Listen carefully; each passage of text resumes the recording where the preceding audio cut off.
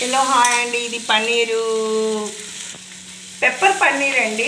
ఎలా చేయాలో చెప్తాను చూడండి. ఇప్పుడైతే ఉల్లిపాయలను అయితే మనం రౌండ్గా కోసుకోవాలండి, కొంచెం లావుగా కొయ్యాలి. తర్వాత పచ్చిమిర్చి 4 తీసుకోవాలి. మనం టమాటాలను కూడా ఇలాగ అర్ధచంద్రాకారంలో కోసుకోవాలండి. ఇలా కోసి ఒక టమాటాను కూడా వేయాలి. ఓకేనా, మీడియంలో పెట్టుకోవాలి ఫ్లేమ్ని.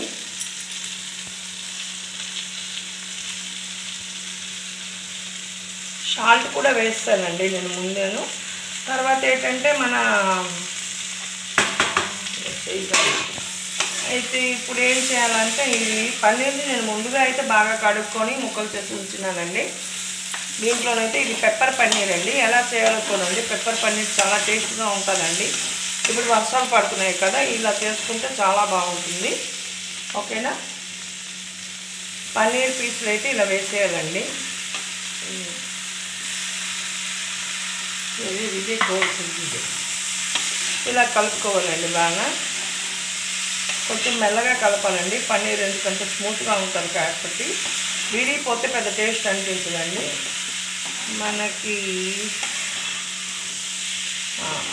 ఇలా చేయాలి. మా దగ్గర అయితే కొత్తిమీర అయితే లేదండి. మీ దగ్గర కొత్తిమీర ఉంటే చెప్పండి, కొత్తిమీర కూడా వేసుకోవచ్చు. పుదీనా కూడా వేయొచ్చండి లాస్ట్లోని. వేస్తే చాలా బాగుంటుందండి. చూడండి. ఓకేనా, ఒక నిమిషం. ఇదైతే నేను జార్లో నుండి పెప్పరు, ఇలాచి, ఇంకా మన లవంగా అంటారు కదా, అది వేసుకున్నానండి. పెప్పర్ని అయితే ఇలా వేసుకోవాలి. మీకు ఎంత కావాలి అన్నది, మీరు ఎంత కారం తినగలరో ఏమన్నా నన్ను మీరు వేసికండి.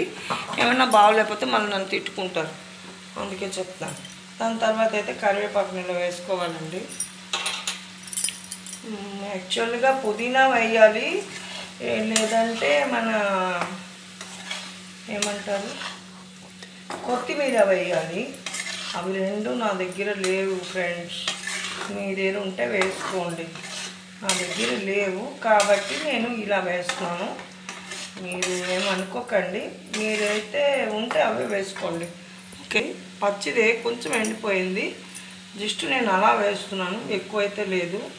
ఎక్కువ పుదీనా అది వేస్తే కొంచెం టేస్ట్ బాగా వస్తుందండి, స్మెల్ మనకి రెస్టారెంట్ వాళ్ళు ఇచ్చేటట్టు అనిపిస్తుంది. ఇదండి పెప్పర్ పన్నీర్ రెడీ అండి.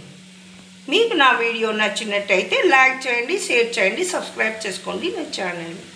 Okay friends, thank you for watching.